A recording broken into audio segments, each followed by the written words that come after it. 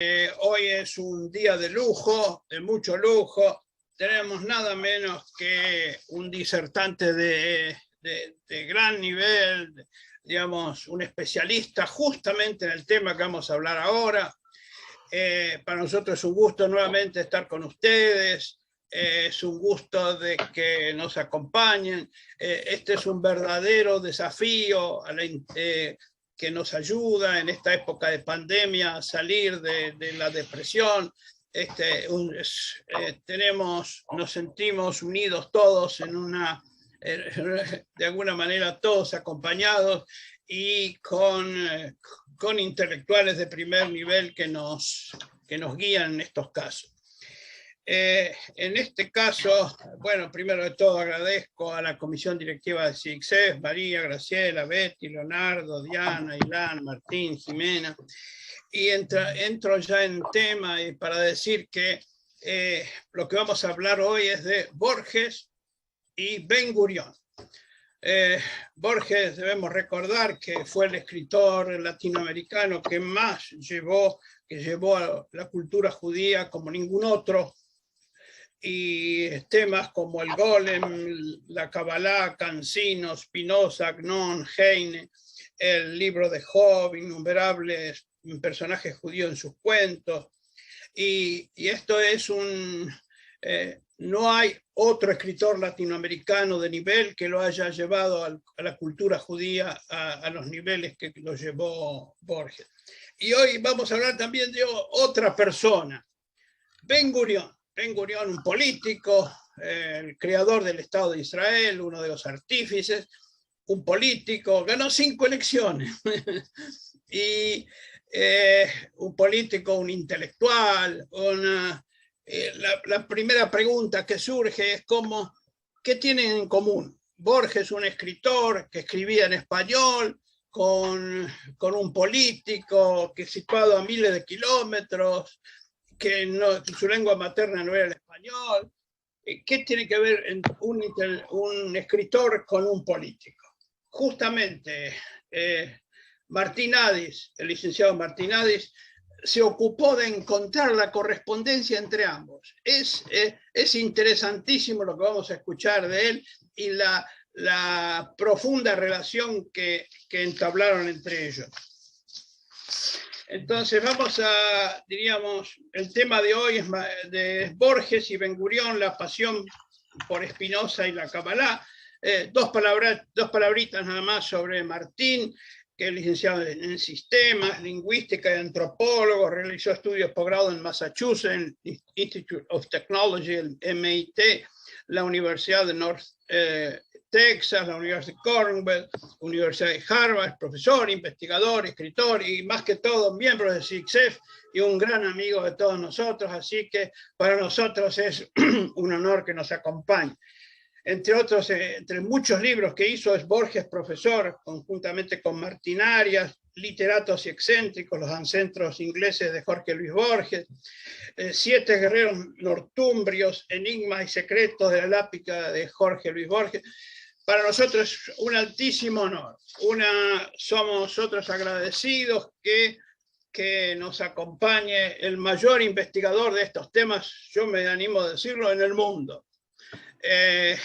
Ante todo, debo recordar de que esta actividad está auspiciada también por muchas instituciones de América Latina, a los que le agradecemos: FESERA, el Centro de Estudios Sefardíes de Caracas, el Centro Cultural Sefardí en Montevideo, la Comunidad Sefardí de Chile, Bialik de San Fernando, en la comunidad Betel, a Silva, en la comunidad Sefardí de Lima, Perú.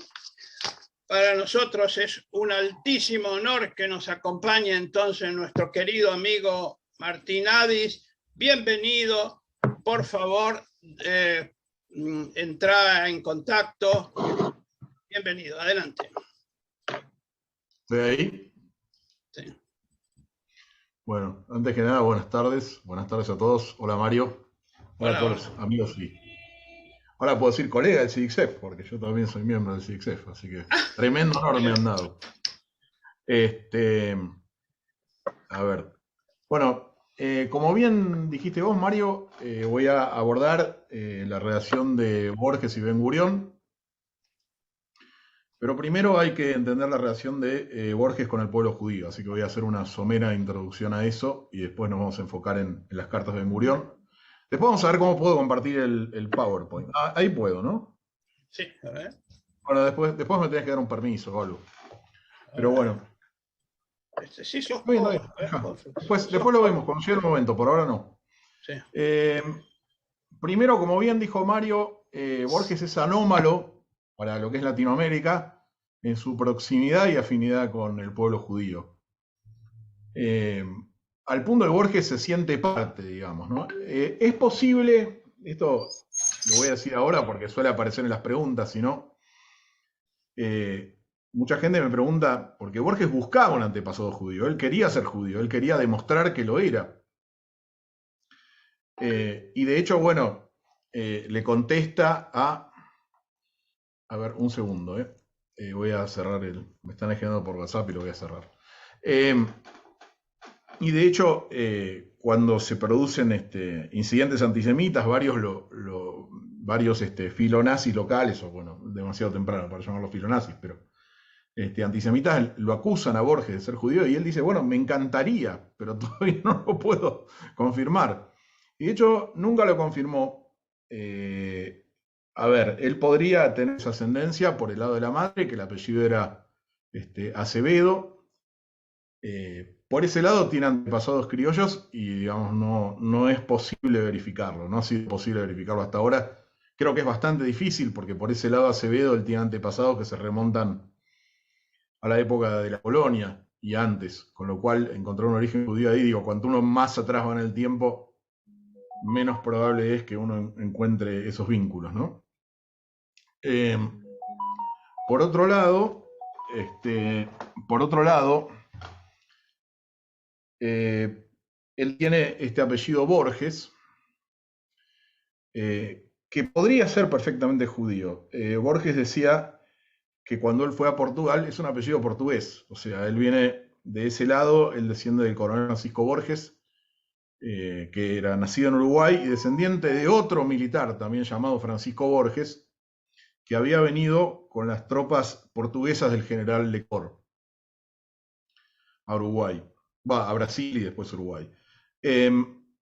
Entonces, tenemos un problema ahí porque este segundo coronel Francisco Borges vino en un barco, lo manifiesto los genealogistas han conseguido, pero el problema es que hay varios Francisco Borges en el barco. Entonces, no podemos saber cuál era.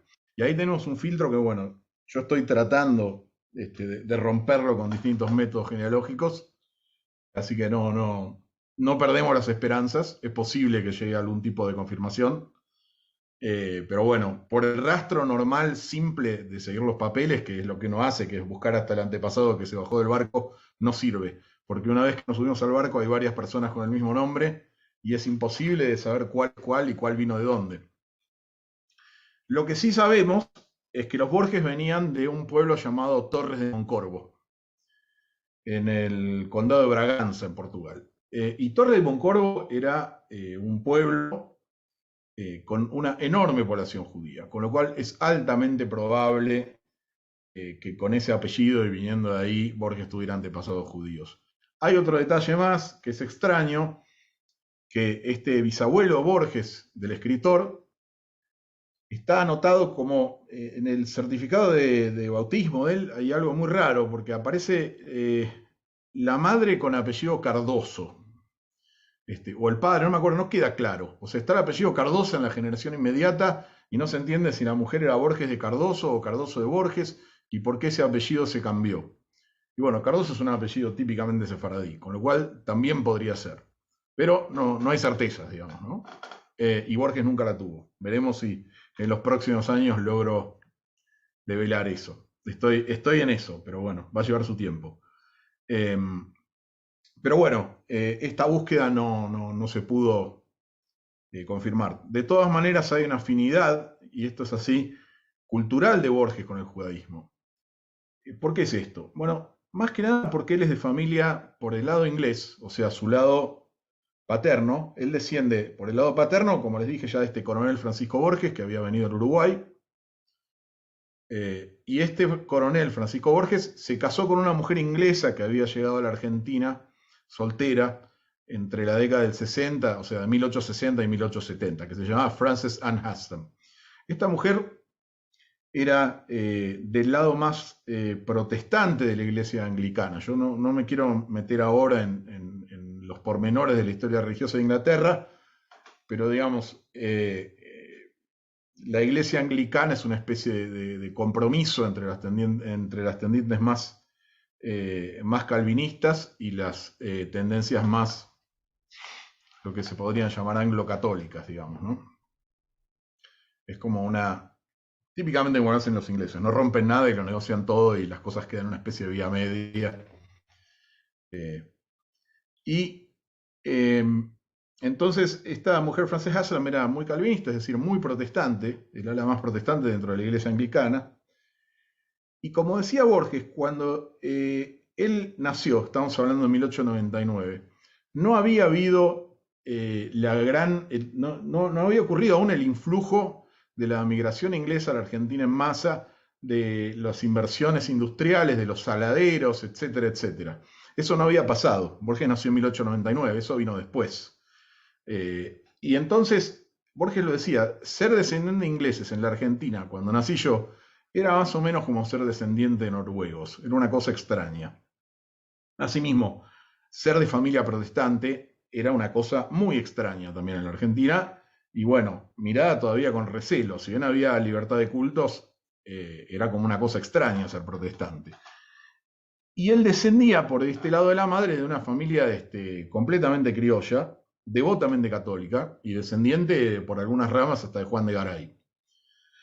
Bueno, Borges miraba el catolicismo de su madre desde un punto de vista, como digo yo, muy protestante, con muchas críticas, ¿no? Esto, digamos, voy a decir algunas cosas duras, no es que las piense yo, estoy citando a Borges, ¿no? Y es un punto de vista que si uno ve figuras del protestantismo, hacen estas críticas muy duras, digamos, hubo un cisma, así que, digamos, no es de sorprenderse que los términos sean duros, pero bueno, lo que Borges decía, y esto lo dice directamente en declaraciones de él cuando le preguntan, él dice, yo no soy cristiano, pero si lo fuera, lo sería del modo de mis antepasados metodistas.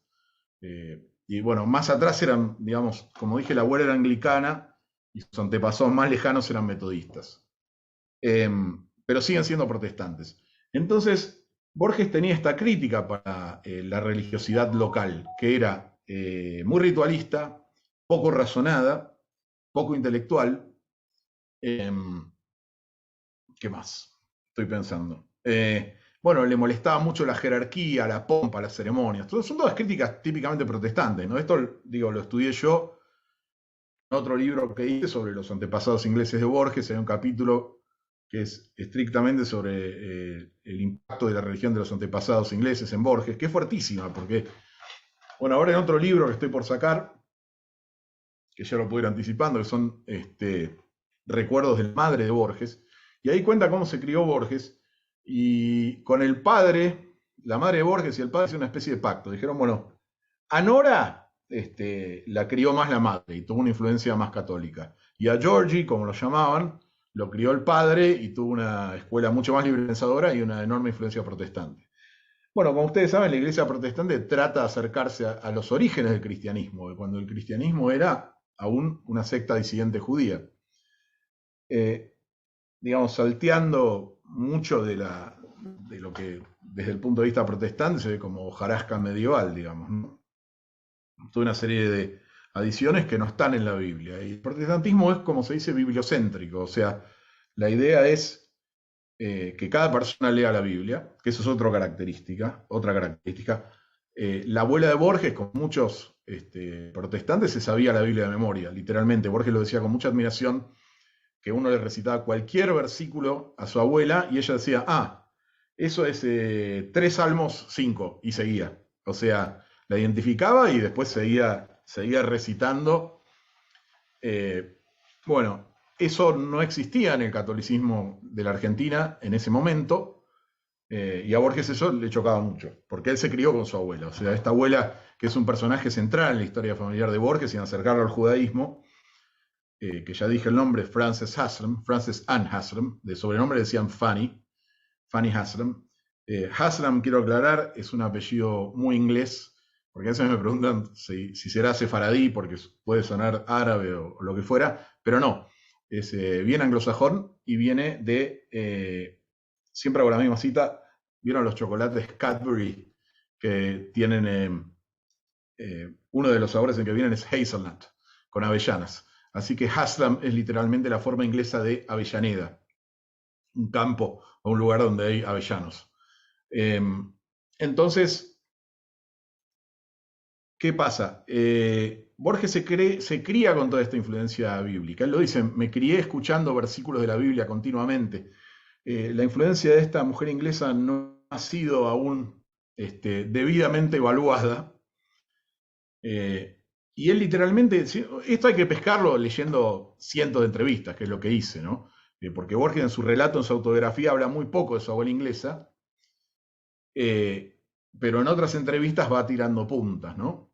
De hecho, yo por eso la empecé a investigar, porque en la autobiografía de él, Borges dice, bueno, mi abuela era una gran lectora, tenía una gran biblioteca, se sabía la Biblia de memoria, eran todos rasgos que eran muy curiosos, no eran lo típico de las mujeres en esa época en Inglaterra. Entonces me puse a investigar el origen de esta abuela, bueno, lo que descubrí, y eso lo digo en mi libro Literatos Excéntricos, los antepasados ingleses de Borges, que no estoy pasando el aviso porque está agotado, así que si lo quieren llegar a conseguir me van a tener que mandar un mail a mí, igual CDXF, porque no hay ejemplares en venta. Pero bueno, yo tengo algunos, por si a alguien le interesa se los puedo enviar, pero creo que se los di a alguna librería acá. Bueno, después vemos, pero en todo caso no está muy disponible ese libro. Pero ahí hice una investigación de quién es esta abuela inglesa y lo que descubrí es que Borges desciende de un clan de pastores protestantes, de escritores. Esto fue un hallazgo importante. Lo que descubrí es que Borges es el octavo o séptimo escritor de su estirpe y él se murió sin saberlo. Sabía vagamente que descendía de intelectuales, etc. Entonces, Borges se cría, como dice él, en un ambiente bíblico y él lo asimila inmediatamente, dice, o sea, un ambiente judío. Borges tenía una gran sensibilidad para las culturas y la verdad que es así, o sea, si uno lee la Biblia y uno está familiarizado desde un punto de vista cristiano con los dos testamentos, naturalmente que al estudiar los orígenes del cristianismo uno se encuentra con el judaísmo. Y hay esa nostalgia en el protestantismo de volver al origen. Entonces de ahí Borges siente esta afinidad. El choque con la sociedad criolla de la época lo afianza aún más, porque, y él lo dice literalmente, dice, y lo voy a citar, es muy duro lo que voy a citar, de nuevo, lo dice Borges, no lo digo yo, dice, la familia de mi madre, los Acevedo, dice, son de una ignorancia inconcebible.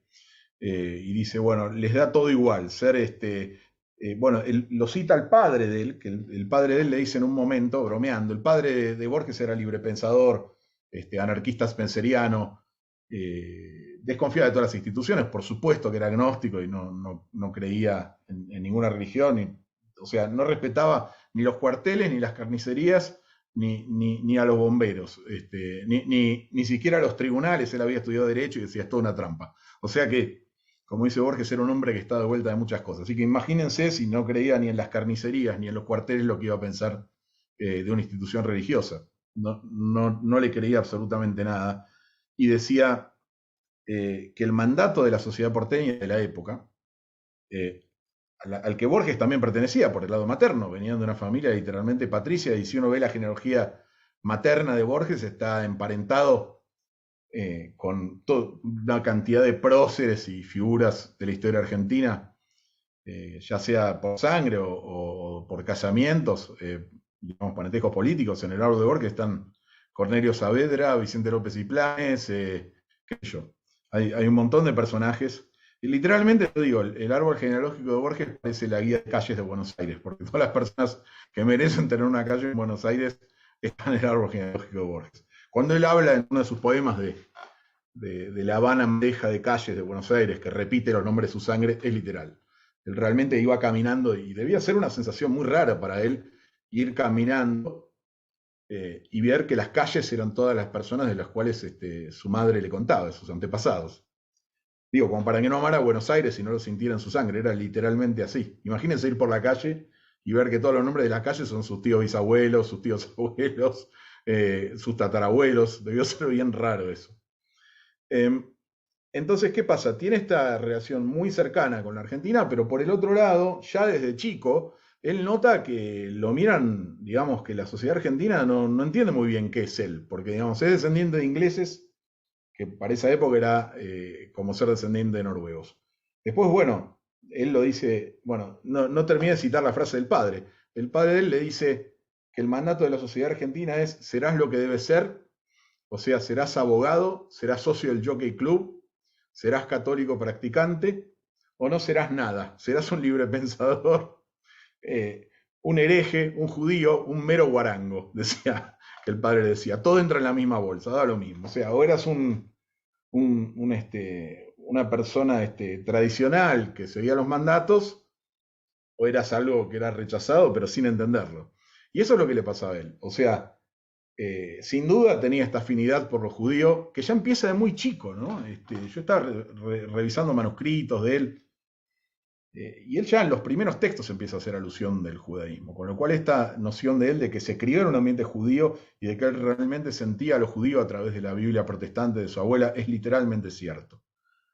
No es algo que él inventó ex post, digamos. Mientras se criaba en ese ambiente, sentía a lo judío muy, pero muy cercano. El choque con la sociedad argentina de esa época, que venía con esos mandatos tan inflexibles y tan rígidos, no hizo más que afianzar esa afinidad, porque como dice él, todo termina en la misma bolsa. Y si él ya se sentía cerca de los judíos, eso lo afianzó más todavía. Además, por un tema de afinidad intelectual, ¿no? O sea, él tenía esa idea que le venía de sus antepasados protestantes, de que cada persona debía leer la Biblia y sentir que ese mensaje estaba dirigido a ella misma, y cuestionar, pensar, incorporarla a su manera, razonarla y conocerla, ¿no? A él le chocaba mucho que de repente hubiera sacerdotes o gente que, bueno, la madre de él, por ejemplo, que era muy devotamente católica, y a él le chocaba que no supiera la Biblia de memoria como su abuela inglesa, que era devotamente protestante y sí la sabía. Entonces a él le chocaba, decía, mi madre decía, y hablaba duramente de su madre, dice, es católica como todas las señoras argentinas, dice, es decir, sin entender nada de religión. O sea, como que él veía que sentía, y de nuevo no estoy adhiriendo a lo que dice él, lo estoy citando meramente, él sentía que la madre de él y el grupo de amigas de ella, o el grupo de la sociedad al que ella pertenecía, digamos, meramente seguía los rituales y no tenía un profundo entendimiento de la Biblia como si él había heredado de sus antepasados ingleses.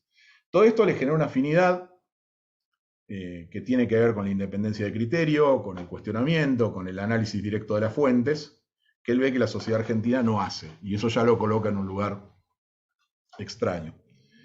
Después se interesa, digamos, y acá tengo que hacer una parte. Mario, si me querés hacer alguna pregunta en 10 minutos, me la haces. Si alguien quiere mandar preguntas por chat, digo para no hablar todo tan seguido yo y cortarlo un poco. La cuestión es la siguiente. Borges es, digamos, el padre de Borges es libre pensador. Cuando digo que es anarquista spenceriano es porque seguía los textos de un filósofo inglés, Herbert Spencer, que escribió, un filósofo político inglés, ¿no? Un politólogo, escribió un libro que se llamaba, escribió varios libros, pero el más conocido es Man Against the State, ¿no? El hombre contra el Estado. Entonces, era digamos, un manifiesto anarquista, libertario, pero acá hay un detalle que hacía que Borges y sus visiones choquen profundamente con Latinoamérica, con la mentalidad local. Lo que buscaba esta gente, y no me refiero solo a Spencer, sino a la intelectualidad inglesa del siglo XIX, era a través de la razón, a través de la educación, a través del conocimiento, generar una reforma total y completa de la sociedad, no solo política, sino una revolución ética y cultural. ¿Cómo pensaban lograr esto? Bueno, el mejor ejemplo es tal vez una sociedad a la que pertenecían muchos intelectuales ingleses, que era la llamada Sociedad Fabiana. ¿Por qué se llamaba Fabiana? Por un general romano que se llamaba, que tenía de sobrenombre Cunctator, el demorador, con M. este general lo que hacía era aparecer ante las tropas cartaginesas y después hacer que las tropas lo sigan cansándose y jamás enfrentarlas. Y esta era la idea de este grupo de intelectuales ingleses del siglo XIX, que era tratar de renovar las instituciones, plantando las ideas en las generaciones que vinieran, instando a la gente a tener un comportamiento ético y diferente, pero sin tocar las instituciones. Lo que esperaban es que las instituciones se fueran cayendo solas, sin revoluciones. ¿Por qué? Porque habían visto el horror de la Revolución Francesa. Habían visto lo que era el pensamiento revolucionario llevado inmediatamente a la práctica, una especie de impaciencia que terminó generando el terror blanco. Y los ingleses no querían saber de nada de eso. Además de que, digamos, creo que la mentalidad inglesa es intrínsecamente conservadora, se puede observar a simple vista, y entonces esa era la idea, hacer una revolución de cuajo, pero podía tomar un milenio, o sea, para que fuera completamente productiva y que llegara a la raíz de las cosas, esa revolución iba a llevar 1000 años. Hay una entrevista que yo cito en mi libro, en la que eso choca. Digamos, yo creo que en gran parte Borges adquirió esa fama, digamos, o ese rechazo en la sociedad argentina, porque la verdad es que no se entendió, ¿no? Y después queda, cuando se le pregunta a alguien sobre la orientación política de Borges, sale una imagen. Mirá, fue a almorzar con Videla. Bueno, Sábato también fue a almorzar con Videla. Mirá, lo fue a ver a Pinochet. Sí, pero después se dio cuenta que Pinochet lo estaba usando y no le aceptó ninguna invitación más. Después, en el 1981, firmó ¿cómo es? Una carta pública, una carta abierta en el diario con las madres de Plaza de Mayo exigiendo que aparezcan los detenidos desaparecidos. Estamos hablando del 81, había que animarse. No es como ahora que uno puede decir lo que quiere y qué sé yo. Estaba poniendo en riesgo su vida, no es un chiste. Había gente que la mataban por menos que eso en esa época. Con lo cual, digamos, quedarse en la instantánea es una cosa totalmente superficial, ¿no? Si uno ve la posición de Borges, apenas se dio cuenta de lo que estaba pasando. Él tenía la ingenuidad, porque su abuelo había sido un militar honorable, culto. Digamos, el abuelo Borges, no voy a entrar en más detalles ahora, pero era, imagínense, como Lucio B. Mansilla. Y entonces, si uno ve lo que decía Borges de vida, era lo mismo que decía de su abuelo, que murió en combate por honor, literalmente. El abuelo de Borges se suicida por honor, por haber dado la palabra. Es una historia que la verdad merecería una película, pero Borges tenía esa imagen de un militar, una persona honrada que por haber dado su palabra y no poder cumplirla era capaz de hacer que lo bajen de a 3 tiros, o de a 2, no sé cuánto le metieron al pobre coronel Borges. Entonces, ¿qué pasa? Cuando asume Videla, Borges dice, no, son unos caballeros. La misma palabra que él usaba para su abuelo y para toda esa camada de militares heroicos de esa época. Bueno, pero me estoy yendo de tema. La cuestión es que, perdón, voy a apagar mi celular porque me están molestando. Perdón, disculpen. Debería haber apagado al principio. Ya está. Entonces, como les digo, Borges se cría en todo este ámbito protestante que lo acerca al judaísmo. Bueno, y después, haceme algunas preguntas, Mario, o si querés dejar que alguien las mande, no sé. Así interrumpimos un poco y no cortamos y no solo un monólogo mío. Bueno, ante todo, excelentísima la presentación de Borges y su relación con judaísmo. Ahora, respecto a Ben Gurión, tenían casi la misma edad, ¿no es cierto? ¿Cómo esa relación increíble entre un político y un literario, que vivían a miles de kilómetros y no hablaban la misma lengua? Y la verdad, lo que has descubierto vos es increíble. ¿Cómo llegaste también a ese descubrimiento? Bueno, retomamos entonces por lo que estaba diciendo. Está muy bien la pregunta. Además me ayudas a centrarme, porque la verdad que esto tiene tantos caminos que si no pierdo el hilo.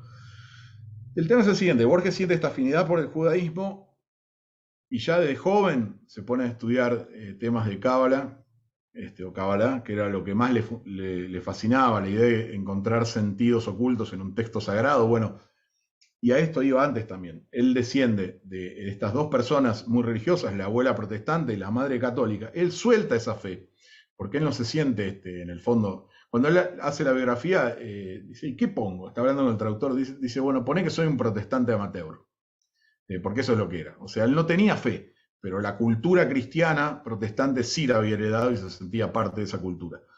Al no tener fe, paradójicamente esto lo convirtió en un peregrino de religiones y se pasó la vida estudiando todas las religiones para encontrarle sentido al mundo. Gran parte de sus cuentos son acerca de eso, acerca de la angustia de no tener coordenadas absolutas en la realidad y tratar de entender, digamos, de cómo organizar el infinito, el tiempo infinito, la memoria infinita, un libro infinito, y todo esto es por haber perdido las coordenadas que te da una religión, una mitología. Bueno, entonces él se pone a estudiar el judaísmo y le fascina, obviamente, porque el judaísmo además tiene un enfoque muy intelectual hacia el análisis de los textos. El judaísmo además tiene esta pasión por la discusión, por el disenso, cosa que a Borges le encantaba, era una persona que apoyaba que haya siempre múltiples perspectivas, digamos. De hecho, los cuentos de él no cierran, o sea, son talmúdicos en ese sentido. Uno no puede agarrar un cuento de Borges y decir, bueno, dice tal cosa. No, este argumento dice una cosa, y si uno se lo ve desde otro punto de vista, quiere decir otra, y si uno lo discute así, en realidad el otro personaje está diciendo una cosa, y bueno, al final uno tiene que mediar entre un montón de posiciones contradictorias, que es lo que sucede cuando uno estudia Talmud, ¿no? Entonces, Borges tiene esta afinidad. Y además, bueno, pasa algo más. Cuando se funde el Estado de Israel, Borges se vuelve completamente partidario de la fundación y de la épica de la fundación del Estado, y siente una cercanía profunda por toda su afinidad con el judaísmo, por las cosas que escribe a favor de Israel. Yo creo que en la embajada aquí se empiezan a dar cuenta que pasa algo, como dijimos al principio, anómalo, ¿no? Ahora venimos a explicar por qué esa anomalía, por sus orígenes, pero más allá de eso, yo creo que los israelíes en la embajada se deben haber sentido choqueados. ¿Quién es este personaje de este calibre, de este nivel, que tiene una afinidad tan cercana con Israel y con el judaísmo? Evidentemente esto llegó a oídos de David Ben Gurión y empezaron un intercambio epistolar. Empezaron a mandarse cartas entre ellos. Si querés pongo acá el Zoom. Recordemos que Ben Gurión, como dijo Mario al principio, era un gran intelectual, era una persona que había estudiado idiomas, que tenía en su casa 20.000 libros. Esa biblioteca se conserva hasta hoy. Entonces, realmente había una afinidad intelectual y de curiosidad, y bueno, además, Borges admiraba a Israel y Ben Gurión lo admiraba a Borges. Había otra cuestión. A Ben Gurión le interesaba mucho Spinoza, y de hecho fue el que reivindicó a Spinoza y que lo volvió a poner en los programas de estudio universitarios. Ben Gurión fue el responsable de eso. Y a Borges le fascinaba Spinoza, por la manera racional en que abarcaba lo místico. Entonces, en ese punto se encontraron. Yo ahora voy a ver si puedo compartir esto, a ver si esta cosa me deja. A ver, puedo... A ver, acá estamos. Voy a ir al origen. A ver. Ahí está. Bueno, Borges viene, Ben Gurión viene a Buenos Aires en 1969, a mediados de 1969, y participa con Borges de un diálogo público. Ahí pueden ver la foto, que es muy llamativa, y ahí están las dos grandes figuras. Y parece que el diálogo que tuvieron fue sobre Cábala y sobre Spinoza. Esto fue como digamos la cima o la cumbre de una comunicación previa. Yo cuando vi que se habían reunido, por acá, por esta reunión, dije, a ver si hubo comunicación entre ellos dos antes. Y lo que hice es ponerme a buscar en archivos de Israel, y en efecto encontré una serie de cartas. Borges escribe en 1966, 16 de octubre. Este texto está en la mano de la madre de Borges, porque Borges en 1955 se había quedado ciego, con lo cual a partir de ahí le dicta todo, no solo sus cartas, también sus libros. Todos los libros que se publican de Borges a partir de 1955 pasaron por la mano de la madre. Borges ya no escribe a partir de entonces, del 55, no aprende braille tampoco, así que depende de los demás para leer y escribir. Ahí está la carta, dice Buenos Aires, octubre 16, 1966, David Ben Gurión. De mi alta estima, le dice Borges, y esto va a ser muy llamativo, las vicisitudes del hombre son incalculables y muchas. Yo no querría que esto me impidiera decirle siquiera por escrito la larga admiración que su obra múltiple ha suscitado en mí. Con su obra múltiple está hablando, obviamente, no solo de su obra intelectual, sino de, bueno, haber fundado el Estado de Israel, ¿no? ¿Acaso usted no ignore la afinidad que siempre he tenido por su admirable pueblo? Y acá enumera esas afinidades. He estudiado con singular dedicación la mente de Spinoza. He aprendido el alemán en la obra de Heine. He procurado penetrar a través de las páginas de Budberg y de Scholem en el oro insondable de la Cábala y de los Hasidim. Creo asimismo, y preste atención a esta frase, que más allá de los azares de la sangre, todos somos griegos y hebreos. Espero continuar alguna vez este iniciado diálogo con usted. Muy respetuosamente lo saluda Jorge Luis Borges. ¿Qué tal? La dirección donde vivía Borges. Sobre esta frase quiero detenerme porque va a ser muy significativa en la comunicación de ellos. ¿Qué quiere decir Borges con que todos somos griegos y hebreos? Bueno, en un momento Borges está hablando, bueno, esto lo hacía por molestar, realmente lo hacía por molestar, pero decía, hay pueblos que, no voy a centrarme en el pueblo que decía, porque la verdad que lo estaba castigando de una manera burlona y no, la verdad que es muy duro lo que dice, y lo dice por molesto, nada más, no creo que lo creyera. Pero él dice, digamos, que hay pueblos que han dejado rastro en la humanidad y otros que han desaparecido o podrían desaparecer sin alterarla. Pero, dice Borges, hay dos pilares de Occidente que son inamovibles, que si no hubieran existido la historia sería completamente distinta. Y esos son Israel y Grecia. Y él la aclara, no enumero a Roma, no agrego a Roma en esta enumeración, porque Roma la veo como una extensión de Grecia. Y es así, o sea, nuestra cultura occidental está basada en la cultura griega y a través de la Biblia en el judaísmo, ¿no? Entonces, bueno, ocurre que Ben Gurión recibe esta carta, se la traducen al hebreo, ahí pueden ver parte de la traducción, bueno, quedó el membrete nada más, pero bueno, cuando llega a la oficina de Ben Gurión, alguien se toma el trabajo de contestarla. Ben Gurión escribe una respuesta en hebreo y alguien la traduce. Fíjense, ahí dice David Ben Gurión, al distinguido señor Jorge Luis Borges, le agradezco profundamente su carta. De la Embajada de Israel en Buenos Aires, y ahora voy a volver sobre esto que parece una falta y no lo es, oí mucho sobre, y vean la B corta del sobre, su personalidad, sus magníficas obras y su actitud hacia Israel y su herencia espiritual. De su carta veo que por lo menos en un detalle me parezco a usted, en la admiración a Grecia y la sabiduría judía. Sería para mí un gran placer si usted podría visitar nuestro país y encontrarnos en mi hogar, en el Kibbutz de Boker, en el Negev. Bueno, con mucho aprecio, Ben Gurión. Ahí está, eso es como un manifiesto de lo que tenían en común, ¿no? Eran dos intelectuales, más allá de que uno fuera un escritor y él haya tenido una importantísima y fundamental carrera política, pero se encontraban en el espacio del intelecto, ¿no? Y de lo espiritual. Sobre esta carta, que les dije que había ahí un par de cosas que quería subrayar. Vuelvo ahí, fíjense que dice ollí y sobre con B corta. Y uno podría parecer, a uno le podría parecer que hay un error ahí, pero no es un error. Lo que pasa es que el que tradujo la carta era evidentemente alguien que dominaba el judeo-español, el judesmo. O sea que le está contestando en castellano, pero porque maneja el judeo-español. O sea que el que contestó eso es sefaradí. Yo creo que tengo idea de quién debe haber sido el que contestó eso y el que hizo estas traducciones. Creo que debe haber sido Isaac Nabón, que bueno, trabajó mucho con Ben Gurión, después fue presidente de Israel. Isaac Nabón hablaba, en efecto, judeo-español, así que yo supongo que fue él el que tradujo las cartas cuando estaba en el entorno de Ben Gurión en 1966.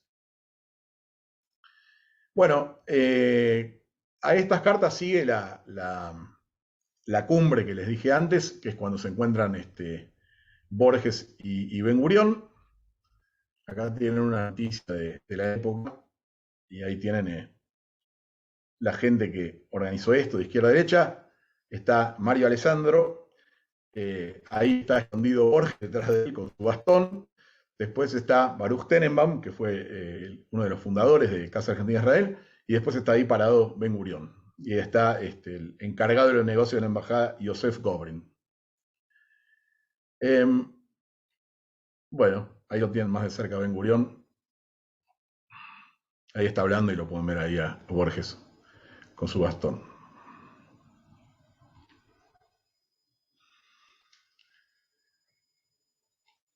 Bueno,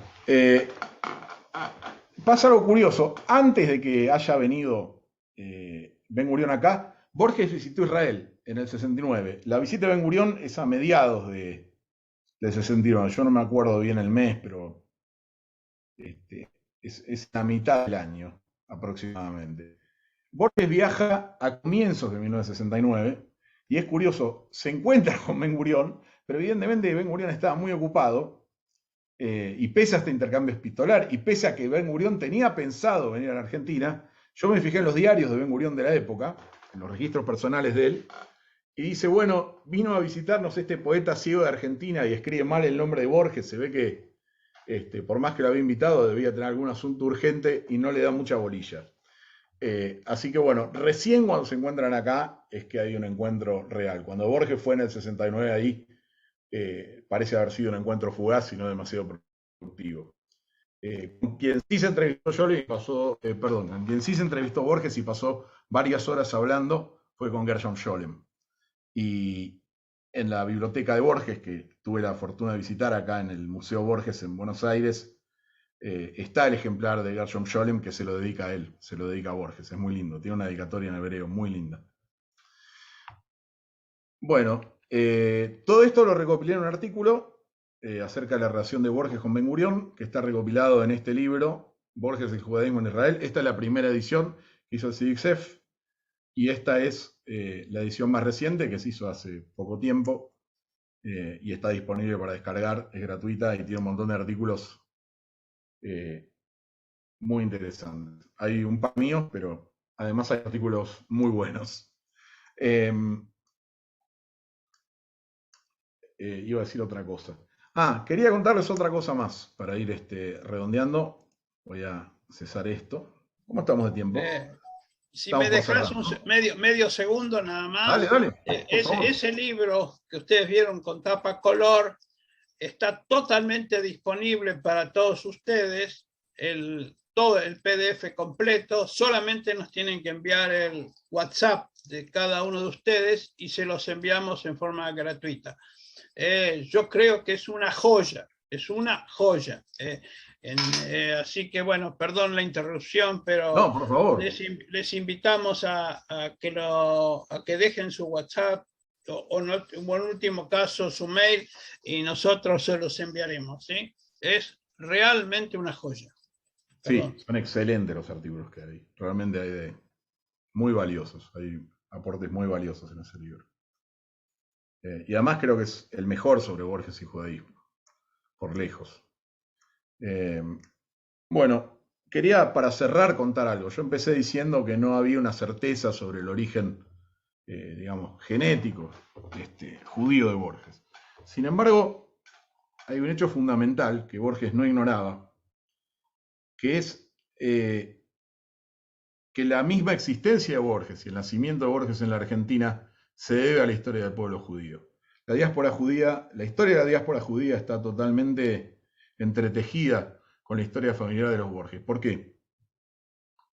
Yo les dije que vino la abuela inglesa de él soltera acá en la Argentina. ¿Pero por qué vino la abuela inglesa acá a la Argentina?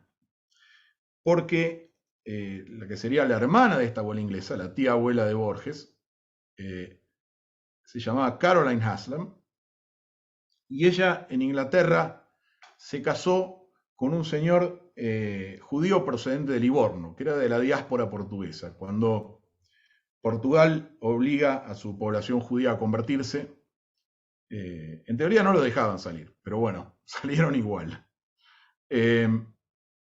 Muchos de ellos se establecieron en Livorno. Los Medici en el siglo XVI decidieron hacer un puerto para competir con Génova, alguien en la corte, o tal vez el mismo Ferdinando de Medici, se dio cuenta de que no bastaba con hacer una infraestructura y llenarla de barcos, sino que además necesitaba traer gente que fuera políglota, que tuviera contactos por Asia Menor y por el resto de Europa, que hablara idiomas, que supiera de finanzas, que supiera leer, escribir, hacer cálculos, hacer contabilidad, que supiera hacer negocios.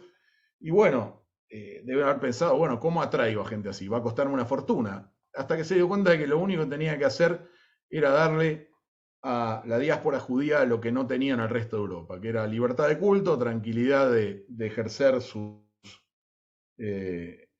digamos, su religión como quisieran, y una serie de derechos que en el resto de Europa no se dieron hasta la Revolución Francesa, que era derecho a la propiedad, derecho a estudiar lo que quisieran. Les dio libertad, básicamente los trató como ciudadanos normales y de primera. Con eso logró que el puerto de Livorno se convirtiera en un puerto muy importante, y esto duró hasta el bloqueo napoleónico en 1796, y a partir de ahí la comunidad judía empezó a emigrar. Bueno, ¿a dónde podría emigrar una comunidad judía de habla portuguesa en esa época? Bueno, un destino natural era Inglaterra. Algunos de ustedes lo sabrán. Cromwell echó a los judíos, no, perdón, a los judíos los echaron en el siglo XIII de Inglaterra y no hubo judíos hasta que Cromwell los dejó volver a entrar.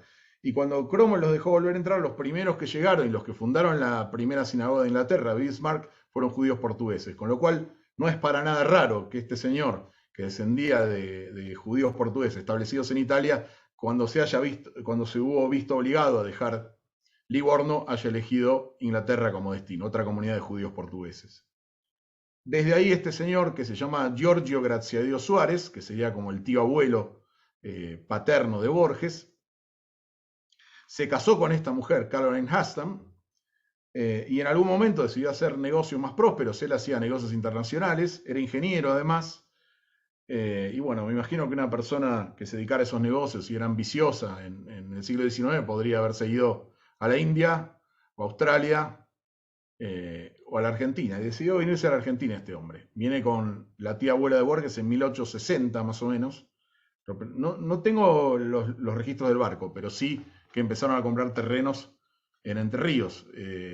Acuérdense que Urquiza hacía negocios con Inglaterra, y entonces, bueno, por ese vínculo entre Paraná e Inglaterra, este hombre viene y se establece en Entre Ríos. Y bueno, después establece un vínculo con Urquiza. Como él es ingeniero, Urquiza le encarga que diseñe los primeros tranvías, que no son los tranvías que imaginamos, sino carros tirados por caballos. Después le diseña parte de la explanada del puerto, también le hace una serie de obras, le va muy bien a este hombre. Y en ese contexto es que le dice a Frances Haslam, o sea, a su cuñada y a su yerno. Le dice a Frances Haslam, que es la hermana de esta Caroline, que está casada con este señor ítalo-judío portugués, y a su, a ver, nunca me salen estos nombres, siempre confundo, porque los aprendí en inglés y en castellano no los conozco. El padre de su mujer, father-in-law, no sé cómo se dice en castellano.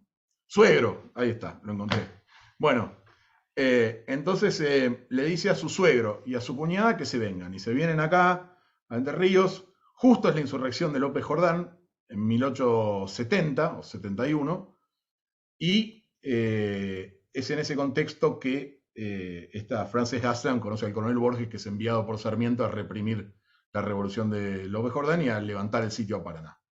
O sea que si no fuera por la historia de la diáspora sefaradí y la diáspora portuguesa y el ascenso y caída de Livorno como una ciudad de judíos portugueses, Borges directamente no nace. Si no fuera porque Ferdinando II de Medici escribió esta proclama llamada La Livornina, en la que invitó a todos los judíos de la diáspora mediterránea y de Asia Menor, a los sefaradíes, a acudir a Livorno, Borges no hubiera nacido, porque el que enhebró a esas dos culturas y a esas dos vertientes, a los antepasados ingleses, a los que ahora son los antepasados ingleses, a los Haslam, con los Borges, fue este hombre, Giorgio Graziadio Suárez, nacido en Livorno y descendiente de judíos portugueses. Así que, más allá de que no tengamos la certeza genética del origen judío de Borges, lo que sí estamos seguros es que su historia está completamente entretejida, inextricablemente entretejida con la historia de la diáspora sefaradí. Sin eso, Borges directamente no nace. Hubiera sido imposible. Así que, digamos, hay una relación muy cercana. Y Borges por ahí dice, bueno, si no fuera por Israel no existiríamos. Lo decía desde el punto de vista cultural, que si no fuera por, digamos, si no hubiera existido el judaísmo, el mundo habría sido extremadamente diferente. Pero también, en un sentido literal, vale para su historia familiar. Si no hubiera existido Israel, Borges no hubiera nacido nunca. Nunca se hubiera dado ese doble linaje anglo-argentino que tenía Borges y nunca hubiera existido como escritor. Así que con eso termino esta conferencia o esta charla. Bueno, no sé, seguir a vos, Mario, no sé qué más querés agregar. Bueno, ante todo, excelentísimo, todo, un aplauso, les pido a todo el público que lo vea, que vea, que nota, que justamente el investigador que estudió estos temas de primera mano es el que nos está disertando hoy y el que conoce más que ningún otro esa relación. Bueno, la pregunta de siempre, entre todas las preguntas que hay acá, es ¿por qué Borges no recibió el premio Nobel? ¿Por qué Borges no recibió el premio Nobel? Pueden ver, hay un artículo, busquen con mi apellido, con esa pregunta en Google, y van a ver que en realidad yo escribí un artículo sobre eso y dije que lo que pasó no es que Borges no recibió el premio Nobel, lo que pasa es que el premio Nobel no recibió a Borges. ¿Quién salió más perjudicado de los dos? O sea, dentro de 3000 años vamos a seguir leyendo a Borges en idiomas que no existen y le aseguro que nadie se va a acordar de la Academia Sueca. Así que me parece que es, digamos, es al revés la pregunta. Otra pregunta aquí es, ¿qué posición tuvo Borges respecto al nazismo? Contundentemente en contra, y como digo, con mucho valor y en un momento en que no todo el mundo se atrevía a hablar ni a hablar tal frontalmente. Lo atacó de frente al nazismo, le producía repulsión. Además, bueno, digo, por muchos motivos, ¿no? Principalmente porque decía que Hitler era un canalla. Lo retrataba como lo que era, digamos, una persona, digamos, que en otras circunstancias hubiera sido insignificante, que lo único que tenía era violencia y odio y que no tenía mucho más para aportar, ¿no? Incluso tiene un cuento de él, Deutsches Requiem, en el que el personaje es un militar nazi, que al final termina diciendo que él está feliz porque lo único que buscaba era la destrucción del que fuera, incluso de Alemania, ¿no? Así que Borges le parecía repulsivo el nazismo. Él detestaba todas las dictaduras, todas las tiranías, le molestaban, además la violencia ejercida de esa manera. Una cosa es la violencia épica, ¿no? Que él idealizaba, ¿no? El heroísmo en la batalla y otras cosas. Pero digamos, andar matando civiles por ahí no era algo que le hiciera gracia para nada. Y además, bueno, no olvidemos que el nazismo quería destruir Inglaterra, con lo cual lo atacaba por todos los flancos a él. O sea, atacar a los judíos y atacar a Inglaterra vuelve al principio, era lo que él más quería en el mundo. Con lo cual tenía una repulsión absoluta y nunca se cayó, siempre habló en contra del nazismo. Y siempre, no solo del nazismo, antes habló del antisemitismo, ¿no? Con mucha valentía, siempre.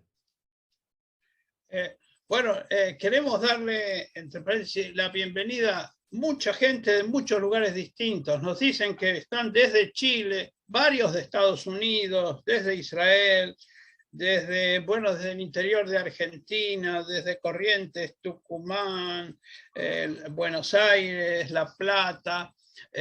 A todos bienvenidos, muchas gracias. Seguramente muchos no nos dijeron todavía de dónde provenían, pero seguramente que estamos haciendo amistad con gente de muchos lugares distintos y son todos bienvenidos. Gracias por acompañarnos.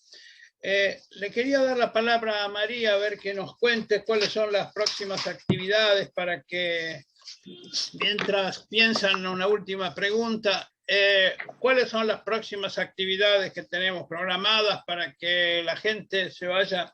Porque son extraordinarias las próximas. También, sí, igual sin que duda. esta, ¿no?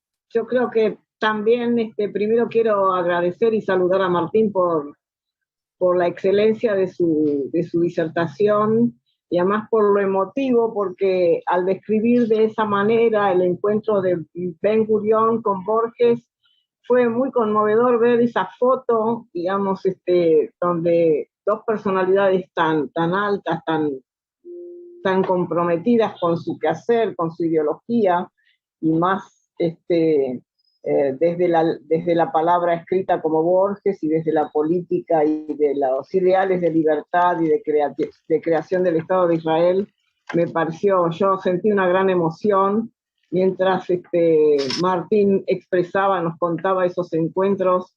Realmente imaginarlo ya produce una gran emoción, lo que habrá sido ese encuentro para ambos, ¿no? Y hablar nada menos que de Spinoza. Continuando con este nivel de exposiciones, con estos descubrimientos, con estos aportes y estas investigaciones que CIDICSEF puede traer a esta audiencia que nos convoca cada miércoles por Zoom, vamos a continuar con el mismo nivel, con el mismo alto nivel de excelencia, de profesionalismo, porque la semana próxima vamos a contar con el profesor José Emilio Gurupúa en una conferencia sobre los héroes de la Biblia en el arte de Rembrandt. Sabemos hablando de diásporas, de la diáspora de los judíos portugueses hacia Ámsterdam, su instalación en esa ciudad y la fuerte relación que hubo entre Rembrandt y esa comunidad en aquellos años, y las excelentes pinturas y grabados que Rembrandt pudo crear con su paleta, que lo vamos a ver el próximo miércoles a las 18 horas con el profesor José Emilio Gurupúa. Repito, los héroes de la Biblia en el arte de Rembrandt. Y la semana siguiente, el miércoles 24, vamos a tener también una conferencia, una presentación sobre el desarrollo de la comunidad sefaradí en Montevideo, que son también aportes para el conocimiento de nuestra audiencia, de nuestros seguidores, conectarse y conocer el desarrollo de las comunidades en Latinoamérica sobre la vida de los sefaradíes, cómo se fue construyendo, cómo se fue desarrollando. Así que creo que es un testimonio también valioso para conocer. Así que están invitados el 17 y el 24, dos enormes presentaciones que nos van a enriquecer como cada una de las que CIDICSEF suele presentar en sus Zoom este año, estos tiempos de pandemia. Así que los esperamos el próximo miércoles a las 18 horas. Ya van a recibir también el flyer con los datos para conectarse con nuestra presentación, con nuestras conferencias. Así que gracias a todos, los esperamos el próximo miércoles. Gracias Martín Adis, nuevamente felicitaciones, muy emocionado por ese encuentro Borges-Ben Gurión, y agradecidos desde CIDICSEF por tu colaboración y tu esfuerzo por presentarnos y acompañar estos proyectos que CIDICSEF va concretando cada semana. Nada más, buena semana para todos. Solamente les pido un último aplauso y que lo vea nuestro querido Martín, que vea, estás viendo, no sé si estás viendo decenas y decenas de aplausos de todo el mundo, y les recuerdo que esto queda grabado y ustedes mismos pueden volver a verlo más adelante. Gracias a todos, nos vemos el próximo miércoles. Gracias Martín. Excelente lo tuyo. Gracias a todos, gracias a la comisión. Estamos en contacto. Seguimos en contacto. Gracias. Chao, chao.